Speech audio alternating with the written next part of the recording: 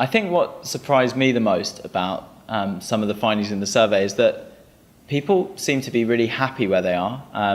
Everyone, well, 90% of people say they're happy in their current job, but then last year more than 35% of the technology workforce moved jobs, and when asked how long do you plan on staying at your current employer, more than 45% of people said less than 12 months. So that people seem happy but maybe not content, if that makes sense. And I found that really fascinating, and there's some interesting findings as to why that is in the survey.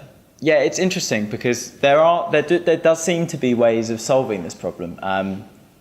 A lot of people want to leave their jobs. A lot of people think that they need to leave to progress their careers.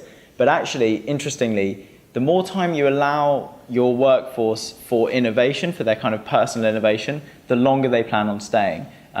This works across the last few years of surveys, but this is innovation has become way more important than businesses think it is. Innovation should really be should form the foundations of a business's new talent management strategy. The amazing thing about salaries is that despite the downturn, salaries just keep going up and up. Past 3 years, we've seen rates go up for contractors and for permanent members of staff. So software engineers, for example, had some very big pay increases. The problem is that there just aren't enough people to go around, so supply is just not keeping up with the level of demands out there for skilled IT people. What's amazing to me is how much time and energy people working in IT put in. Everyone works beyond their allotted hours. I mean, most people are putting in an extra 10 hours a week, for example.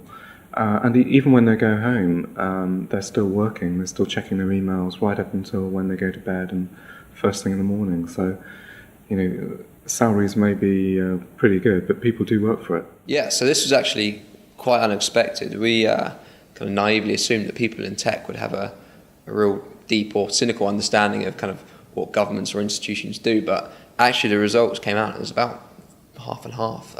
So a lot of people weren't concerned, hadn't altered their behaviours, but then again, almost the same amount were concerned or had altered their behaviours some way after the release of Prism.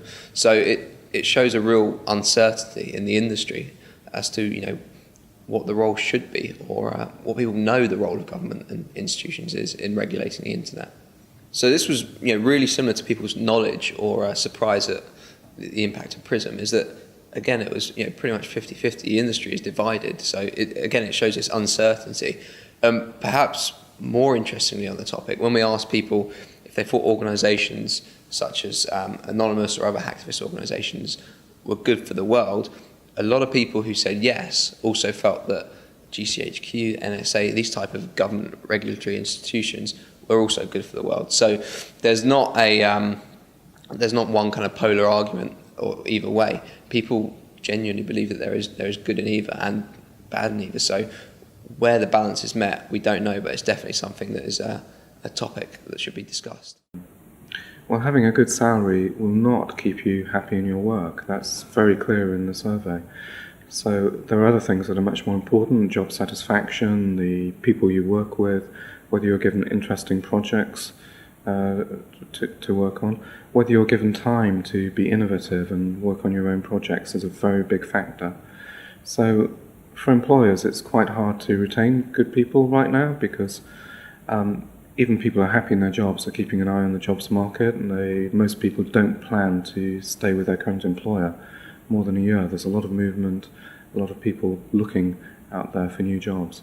We did notice there's kind of an undercurrent of themes which seems to be continuous throughout the years, and that's kind of a trend towards the Internet of Things, convergence technology. So, everything we do is going online. Everything is moving towards being technology. Things that we traditionally considered inanimate consumer objects. So, things from your washing machine to your fridge to you yourself, they're becoming technology, and the potential for that is exciting and scary in equal measures. But it's definitely something that the industry thinks is a real reality now. It's not kind of the future of tech. It's the reality of today.